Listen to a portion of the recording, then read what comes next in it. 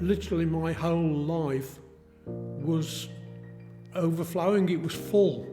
There was no time for enjoying anything outside of the learning and the working. This is John Llewelyn, and his is a story of lifelong, reliant and dependable faith. I left school at 15 and went into the coal mines, and 7 days a week was normal. I always found time to go to my church for me and for my family, afternoon, Sunday afternoon or evening. So even working 7 days a week, I was still able to find time to go to my church because I needed that church service to recharge my batteries. My batteries would run down every week, and coming into church and meeting the other people in the church was like recharging the batteries and giving me the impetus to carry on for another week. John's faith is deep and multidimensional, and this is really brought out in those two simple disciplines of singing and silence. I think singing in the church is really an embellishment of your faith, because it's your enjoyment of what your faith is about. It's really adding another dimension to your faith. Faith is an inward thing, whereas singing is an outward thing. And really, when you're singing, you're sharing with everyone else the joy of what you're doing.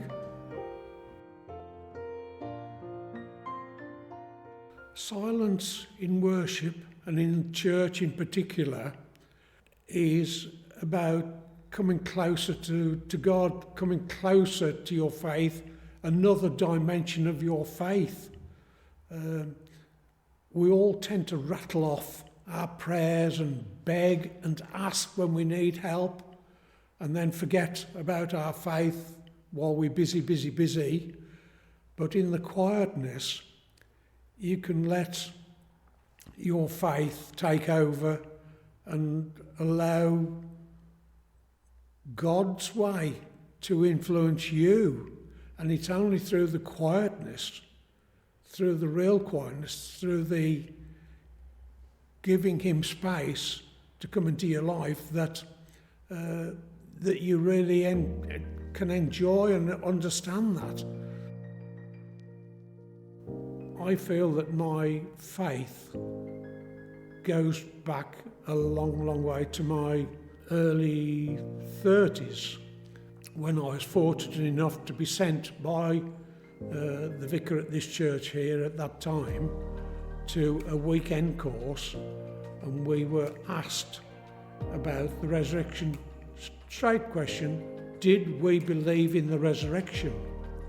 And we thought about this over the weekend, and each of us were asked to commit ourselves to that.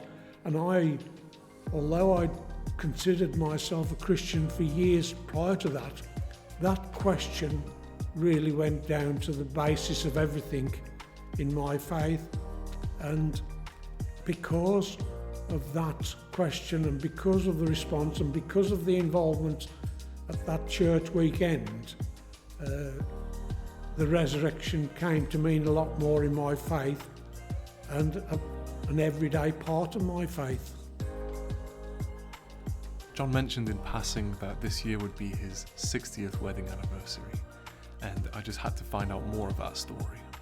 On Saturday evening, my mother literally took me by the scruff of the neck and decided to take me with her to her dancing class, to her dancing meeting. That invitation by my mother, or instruction, literally being dragged out against my will, resulted in meeting my wife Jean. So we met at 18. After we'd known each other for 5 years, we were fortunate enough to marry, and are now coming up to our 60th anniversary. We were able to share literally everything and understand each other.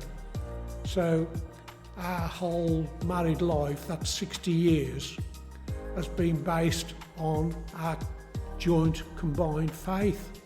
And I just consider that she and I have been extremely fortunate. Jean was only diagnosed with dementia 2 years ago, but I believe that her dementia started 12 years ago because of the changes that happened 12 years ago, and that I have been living with and caring for her for 12 years.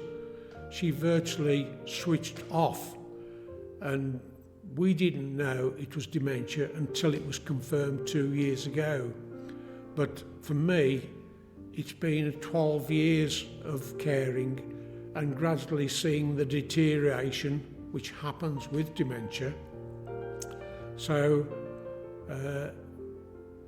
it has gone on for a long time. 12 years is a long time for anyone when you're doing it 7 days a week, 24 hours. There's no let-up. I asked John how his lifelong faith had helped him through these more difficult times. I've always believed that you can pray anywhere.